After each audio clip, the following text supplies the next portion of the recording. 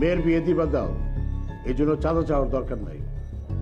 যখন বিয়ে হবে তখন 1000-5 এমনি দিয়ে দিব। স্যার আমার 5 লাখ টাকা দরকার। কত টাকা দরকার? 5 লাখ স্যার, আমার বেতন থেকে কেটে রেখেন স্যার। টাকাটা পাইলে আমার খুব উপকার হয়। গফর মিয়া, তোমার বেতন কত?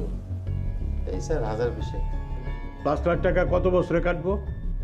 আমি যদি তোমার বেতন থেকে টাকা কাটা শুরু করি, তুমি তো বউ বাচ্চা নিয়ে না খায় মরবা।